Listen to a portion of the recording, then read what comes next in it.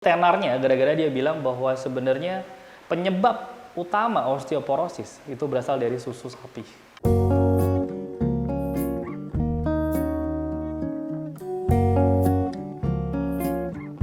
Perkenalan dong, namanya siapa? Ya, saya Satya, saya seorang vegan. Sudah berapa lama menjadi seorang vegan? Saya vegan itu mulai dari awal tahun 99. Berarti kalau sekarang 2020 ya 21 tahun. Kapan ketika seseorang itu bisa disebut vegan atau vegetarian? Apakah setelah melewati masa-masa ujian skripsi? Ujian sih. Sebenarnya sih kalau masalah vegan atau vegetarian biasanya saya jarang sih mengungkapkan diri saya bahwa saya sebagai seorang vegan, tapi orang lain mengatakan bahwa oh kamu vegan ya, atau misalnya saya datang ke suatu rumah makan atau lagi ada undangan makan bersama, saya kepaksa harus menjelaskan bahwa oh makanan yang saya santap, makanan yang saya makan itu kategorinya vegan gitu. Jadi sebenarnya saya nggak tahu ya kapan saya harus menyebut diri saya sebagai vegan, tapi pertama kali saya memutuskan di dalam diri saya bahwa saya harus berhenti makan daging, ya ketika itu juga orang lain mengatakan bahwa oh kamu vegan. Dan saya juga kadang menjelaskan ke orang bahwa ya makanan yang saya makan tidak mengandung hewani. Ya mau nggak mau ya kita harus ngomong juga vegan gitu. Tapi sebenarnya dari vegan itu sendiri saya lebih ke arah kita di kehidupan juga itu udah otomatis ya pada saat itu. Apa sih bedanya vegan sama vegetarian? Kalau vegan itu lebih ke arah pola hidup atau lifestyle-nya. Kalau vegetarian itu dia hanya menjalankan pola makannya aja yang tanpa hewani, dan kalau vegan itu ke pola hidup termasuk dari jenis pakaian yang kita gunakan, termasuk juga sampai ke pekerjaan, ya apapun yang ada di dalam kehidupan kita tidak ada hubungannya dengan hewan. Awalnya sih kalau jadi vegan gak kepikir bahwa kerennya sih ya, dulu udah lama banget dan masih tergolong masih kecil ya, karena kebawa dari orang tua aja, dari keluarga sih. Cuman lambat laun kita juga semakin banyak belajar, semakin banyak ketemu teman-teman, ketemu juga komunitas, ya bisa dibilang juga banyak alasannya. Bahkan sekarang ini orang untuk menjadi vegan yang seperti saya lihat, mereka tuh alasannya ada macam-macam. Ada yang pertama sih paling banyak untuk spiritual. Yang pertama, yang kedua mereka banyak kadang sekarang ini lingkungan. Ya mereka memang jadi aktivis lingkungan, jadi mau nggak mau mereka harus jadi vegan. Ada lagi yang orang untuk kesehatan. Ya tapi kalau kita lihat dari segala aspek sih ya sebenarnya sih jawabannya hampir semua ke arah vegan sih. Vegan udah lama gitu, dan waktu transisi menjadi ke vegan itu karena memang serumah juga vegan dan orang tua ada 2 tahun lebih awal dibandingkan dengan saya dan adik saya, sehingga transisinya saya nggak terlalu terasa yang gimana-gimana. Apakah orang kan kalau bilang biasanya before after vegan tambah kurus, tambah kuat, tambah fit. Ya kalau saya paling saya rasa ya saya tambah besar aja. jadi sebenarnya nggak terlalu yang gimana-gimana, cuman ya udah menjalani hidup menjadi vegan, udah terbiasa dengan itu ya. Sekarang sih lebih banyak gerakan-gerakan yang saya lakukan biar orang lain juga merasakan benefitnya dalam kehidupan. Ya saya campaign terus tentang vegan. Itu nggak pernah berhenti sih saya untuk campaign kayak gitu. Kalau ngelanggar untuk nggak vegan dan curi-curi, belum pernah sih. Belum pernah ya? Belum pernah. Sebenarnya gampang ya kalau untuk masalah memilah. Saya pun kemanapun saya pergi, dimanapun saya berada, saya tidak pernah kesulitan untuk mencari makanan. Karena basicnya sebenarnya cuma kayak tempe, tahu, jamur, dan nasi juga ada di mana-mana. Misalnya nih paling gampang kalau saya keluar kota atau apapun, sampai saya susah, saya tinggal beli nasi kayak tahu Sumedang atau ada cabenya, atau itu gampang banget dan mudah banget. Dan mie instan pun sekarang akan jauh lebih mudah untuk ditemukan. Memilah-milah juga gampang. Kalau misalnya ke rumah makan luar pun saya hanya mengatakan bahwa saya hanya makan ini aja. Bisa tolong dibuatkan nggak? Misalkan tahu tempe lalapan, atau tempe sambal, tempe penyet, atau cah sayur, cah kangkung, cah apapun Chinese food. Udah gampang banget lah. Perkembangan di Indonesia cukup baik ya. Maksudnya setiap tahun itu kalau misalkan kita buat secara grafiknya itu pasti naik terus ya. Orang banyak yang belajar tentang vegan dan beralih menjadi vegan. Kalau saya lihat itu naiknya signifikan banget. Bahkan ke makanan, dari makanannya, dari jenis makanan yang ada sekarang udah ada vegan ice cream dan sebagainya. Dulu susah kan nemuin kayak gitu. Rumah makan vegan juga semakin banyak, bahkan setiap bulan nambah 1, 2, 3 itu udah pasti ada. Dan varian makanan tuh kalau saya lihat di Instagram, nambah lagi, dan itu semakin banyak banget gitu. para vegan biasanya itu suka berkelompok nggak sih? Vegan benernya ada sih, kayak saya sendiri karena kerjaan kami yaitu adalah campaign untuk veganism. Sebenarnya saya sendiri pun saya dari komunitas Vegan Squad Indonesia. Jadi memang itu perkumpulan muda-mudi yang jadi vegan dan kita memiliki visi misi yang sama yaitu untuk campaign vegan. Nah, dari Vegan Squad itu kita membuat grup kecil lagi namanya Vegan Athlete. Ya, di Vegan Athlete itu membernya tidak harus vegan, siapapun boleh. Tapi paling tidak setiap kegiatan yang kami lakukan rutinitas setiap minggu, kita menggunakan seragam-seragam yang bertuliskan vegan. Kita tidak berbicara mengenai vegan, kita tidak berbicara apapun atau menceramai orang atau apapun, hanya olahraga bersama dan menggunakan seragam vegan. Kalau lagi sesi makan-makan atau konsumsi ada konsumsi masuk, ya semuanya konsumsinya harus vegan, gitu sih. Kalau Vegan Athlete sendiri sih sekarang ada di Jakarta ya, Jakarta, terus Bali ada, sama di Medan. Apa syarat untuk join? Kalau Vegan Athlete syaratnya nggak ada, hanya suka olahraga apa ya, kita ada maksudnya sepeda misalnya mau ikut ya nggak apa-apa, ada timnya lagi sendiri. Terus misalkan mau basket ya ikut main basket, badminton juga ikut badminton, nggak ada syarat apapun, yang penting ikut aktif aja ya, gabung-gabung aja olahraga bareng.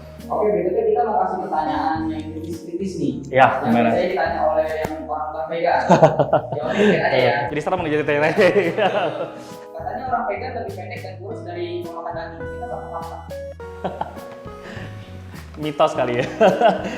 Karena kalau itu gampang sih jelasin secara ilmiahnya, saya masih juga nggak tahu, tapi paling gampang lah kita ngelihat kalau misalnya untuk hewan aja, herbivore sama carnivore, tinggian mana? Hewan herbivore akan jauh lebih tinggi dibandingkan jerapah, gajah, ya. Lebih kalau buaya pendek-pendek kan, merayap malah. Ya harimau lebih pendek juga, tapi ya nggak tahu apakah itu memang secara kebetulan atau gimana, saya masih nggak tahu. Tapi saya rasa untuk masalah ketinggian suatu tubuh manusia itu lebih ke arah genetik sama ya pola hidupnya aja sih. Nggak ada sangkut pautnya antara vegan dan tidak vegan. Ini mitos ya. Menurut saya sih mitos banget. Iya. Katanya vegan nggak boleh makan daging, tapi kenapa masih makan ikan? Saya belum pernah dengar ada vegan yang boleh makan ikan sih. Tapi di vegetarian sendiri sekarang ini lagi bias. Vegetarian itu konsepnya jadi ada banyak banget. Ada ovo vegetarian, ada tuh kalau yang boleh makan ikan namanya fish ovo vegetarian, dan grouping ini akan semakin banyak. Ya nanti lama-lama tetangga kita vegetarian juga ada istilahnya. Itu istilahnya ada banyak banget, dan salah satunya yaitu kalau makan ikan tapi yang daging lain nggak makan masih bisa disebut dengan vegetarian. Cuman saya sendiri saya kurang setuju sih dengan konsep itu. Tapi kalau vegan sendiri itu udah pasti nggak ada. Kita nggak konsumsi ikan.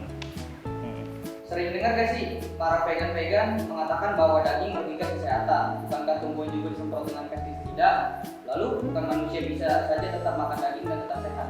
Saya jawab dulu untuk yang masalah pestisida ya.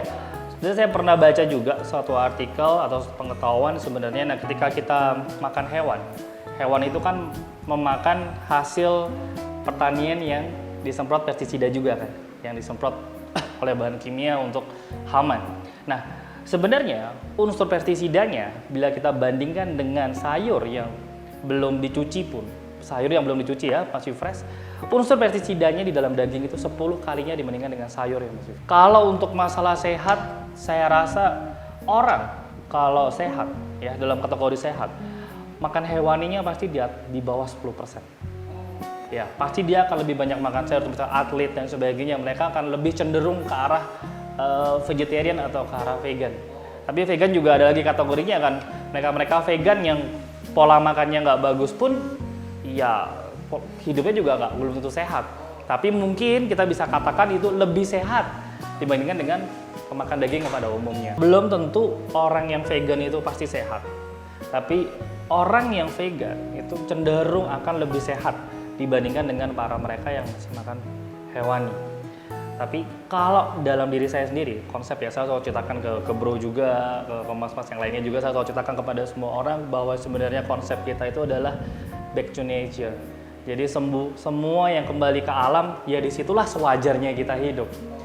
Jadi ada suatu pandangan, saya sendiri juga nggak bisa melakukannya, ada suatu pandangan adalah makanan manusia yang paling tepat itu adalah buah-buah musiman. Buah-buah musiman. Buah yang cocok untuk kita itu adalah buah yang musiman pada iklim sekarang ini, dalam keadaan sekarang ini. Tapi secara alam, beras itu apakah makanan manusia? Secara alam. Beras itu adalah makanan burung secara alam. Kita makan sayur misalnya. Sayur itu untuk obat-obatan sebenarnya. Seperti contoh kita kalau melihat punya hewan kucing atau anjing atau apapun, ketika mereka sakit, mereka mempunyai naluri untuk memakan rumput atau daun-daunan hijau. Nah sama halnya manusia juga, ketika kita merasa tidak enak, kita perlu namanya sayur, atau sekarang lagi zaman hebohnya detoxification kan, kita harus makan sayur-sayurnya itu lagi. Baik lagi sebenarnya sih ya tadi, back to nature. Ya kita hanya dari alam apa yang disediakan, ya itu udah makanan kita yang sebenarnya gitu. Cuma kan kita udah improvisasi dengan kerakusan kita sekarang ini jadi banyak makanan gitu. Bahkan seorang vegan pun kayak saya juga rakus juga, jadi makannya banyak juga. Iya, gitu. Banyak yang berpikir kalau jadi vegan nanti tubuh kita kekurangan protein. Mitos atau fakta? Mitos. Kenapa?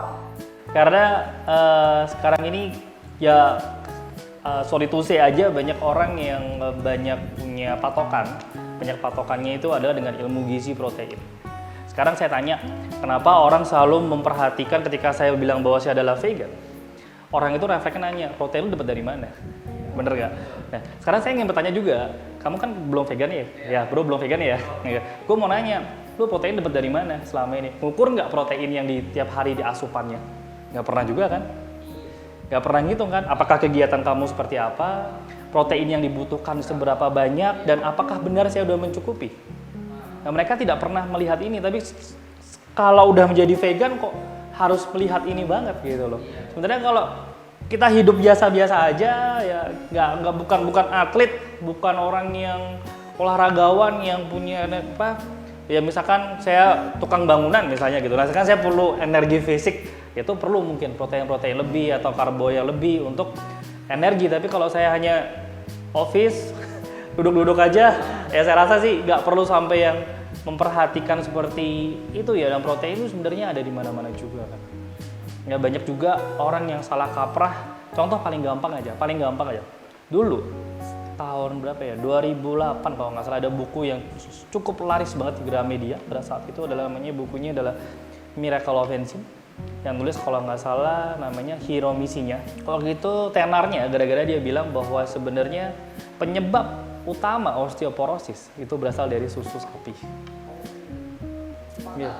Itu fakta yang kejadian seperti itu gitu. Dan kita tidak pernah melihat ke arah sana sebenarnya. Dan ini dunia ini bilang, wah lu lemes, lu harus minum susu, lu harus minum apa. Tapi kalau baik lagi kita ngomong back to nature, ini paling gampang. Susu sapi itu untuk anak sapi kan? Iya kan?